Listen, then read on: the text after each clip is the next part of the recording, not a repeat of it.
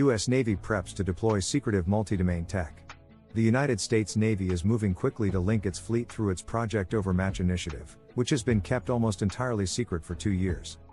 Shielded from public view, the service has undertaken a flurry of work, simulating current pathways for data, writing software code to close gaps, testing it in a lab and at sea, and providing feedback to coders to improve future iterations. Rear Admiral Doug Small, who leads both Naval Information Warfare Systems Command and Project Overmatch, told Defense News this high-priority effort remains on track for a planned deployment of the new capabilities to a carrier strike group in 2023. Project Overmatch is the Navy's contribution to the Pentagon's multibillion-dollar Joint All-Domain Command and Control effort, a push to reliably connect forces across land, air, sea, space and cyberspace as well as enable seamless international collaboration. The fielding of Project Overmatch will arguably be the Navy's most important work in 2023, especially as the service aims to incorporate more unmanned systems that serve as intelligence collecting nodes, feeding information to sailors on ships and in ashore command centers. The Navy's effort on Overmatch is very much focused on the next 2 or 3 years, said Brian Clark, a senior fellow and director of the Center for Defense Concepts and Technology at the Hudson Institute. Overmatch has really focused much more directly on the near-term operational problems faced by commanders dealing with China. Small said he's optimistic about the upcoming demonstration, the largest of its kind, but not the first time the Navy will use this new technology at sea, noting it continues a critical line of research.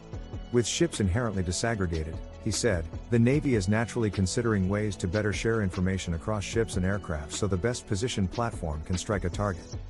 The Navy in particular had been working various system of systems type concepts and the technologies that would go into that for mission threads. How do you stitch together various components to create a mission or an outcome, an effect? He said in a November 10 interview. Overmatch is sort of a natural progression of that sort of work. Origins of Overmatch. Though the Navy was already researching how to connect ships, planes and weapons, Chief of Naval Operations Admiral Mike Gilday created Project Overmatch in fall 2020 and tapped Small to lead the effort. Gilday has since said Overmatch is his No. 2 priority, behind delivery of the Columbia-class ballistic missile submarine. Whereas past efforts were housed within specific offices, Small said Project Overmatch is meant to encompass the entire Navy. Inside of a platform-centric service, he said, how can you become more data and network-centric? The core team started with just a few people, but has grown to about 50.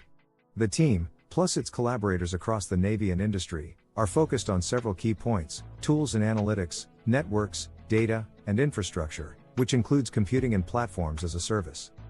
Fundamentally, this is all about management of data, exchange of data. David Deptula, the Dean of the Mitchell Institute for Aerospace Studies and a retired Air Force Lieutenant General, said November 14 at a JAG-2 industry event.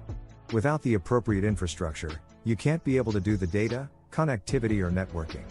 Without the security, all of it falls apart because you're yielding a huge weakness and vulnerability to our adversary. But perhaps the most significant, overriding mission of the team is to figure out what barriers the Navy has put in its own way.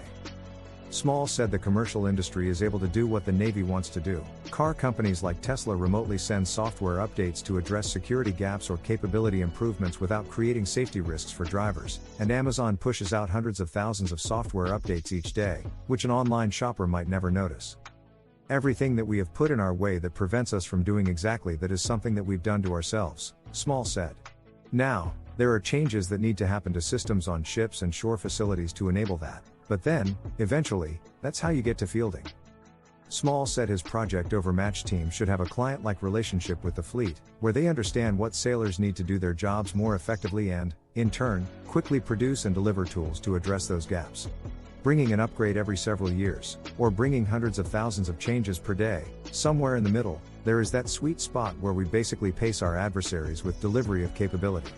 And that's what it's really all about, said Small, noting the difference between the Navy and the tech industry. Ready and on guard. Small said his focus is now on the 2023 Carrier Strike Group demonstration. Though he wouldn't identify specific technologies or software involved, he dubbed the event the starting gun and said additional capabilities will roll out in future iterations. Small said the team will deploy this first increment onto the first Carrier Strike Group in 2023, and then continue until all 11 Carrier Strike Groups have the hardware and software installed. That equates to a large portion of the surface fleet, excluding amphibious ships and some forward-deployed vessels with a different operational model. The alternative path is, well, let's design the whole thing out for a few years and then field it everywhere, right? And you've probably seen the timeline curves on that, and we're trying to take a stepwise approach to get there faster, he said. The Navy sought $195 million for Project Overmatch in fiscal 2023, a 167% increase over the $73 million it received in fiscal 2022. Spending details have otherwise been scant, with the service executing Project Overmatch behind closed doors, a posture taken, experts said, to bamboozle China. It's mostly because they don't want to tip their hand as to what they're looking to put together, Clark said. How they deter China is by increasing the uncertainty on the part of the Chinese, on the People's Liberation Army, that they'll be successful on terms that the Chinese leadership would find acceptable. Away from the public eye, Project Overmatch technology has already undergone repeated testing, according to Small. Within even the first 6 months of the effort, we had done some work with the Marine Corps, for example, where we got some real-time feedback and did some connections, he explained. We've been to individual ships with systems and connected it to our labs to sort of simulate other ships. Pushing Project Overmatch advancements into the real world is vital, according to Clark. Of all the services, the Navy's done the best job of trying to really focus their effort on what the operational commander needs, rather than things that the service thinks are cool to put together, he said. The Navy's really focused on Overmatch, being focused on what the average commander needs, focused on the near term and, therefore, focused on actual systems that can be deployed today. This fall, the technology was used in the Army's Project Convergence exercise across multiple units, Small said. The weeks-long experiment, during which bleeding-edge tech is put through the ringer, represents the Army's contribution to JAG-2. The Air Force, likewise, has its Advanced Battle Management System, an attempt to adopt the next generation of command and control tech, but there are concerns the separate efforts are not properly aligned. An early draft of the annual defense bill included an audit of JAG-2, with the House Armed Services Committee's Cyber and Innovative Technologies panel, chaired by retiring Rhode Island Democrat Rep. Jim Langevin, requesting a study on timelines, goals and potential shortfalls. Defense officials have also expressed skepticism. The Air Force's principal cyber advisor, Wanda Jones-Heath, in July described the service's efforts as all different.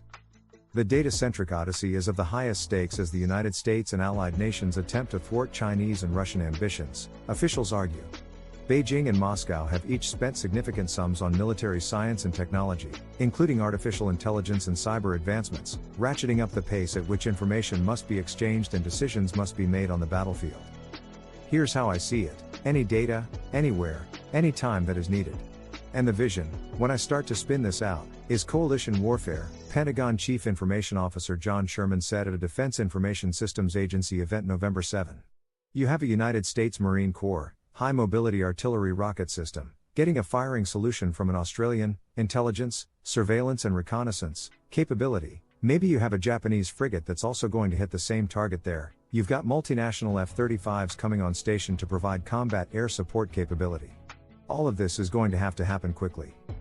Gilday in October said the Navy is sharing Project Overmatch insights with foreign forces to ensure international communication and collaboration will be possible in large-scale, distributed fights. Though Gilday did not identify those allies, Small told Defense News his program started with Five Eyes, an intelligence sharing group made up of the United States, the UK, Canada, Australia, and New Zealand. Small added that the United States has since welcomed other allies and partners to collaborate on software development. No final target. Some ships will have to wait for their next maintenance period to receive hardware and software changes, but Small said his team is working through policy issues to allow for installations to happen pier-side and, therefore, on a quicker timeline. In the meantime, the Project Overmatch team will chip away at the next increment, even as it's fielding the first. Our concept of done has to change a little bit, Small said, because it's really not a traditional type of acquisition approach. Defense officials have cast JAG-2 in a similar light. There is no true finish line, but rather the massive networking endeavor requires a rolling development process to maintain an advantage over adversaries capable of jamming, intercepting and muddying communications. Sherman, the Pentagon CIO, said the key to JAG-2 is speed and stubbornly staying inside the enemy's turn circle. This has got to move so fast that the adversary cannot get back up off the mat, he said. Maybe they have mass on us, but we have quality of data, quality of capability. Until next time, take care.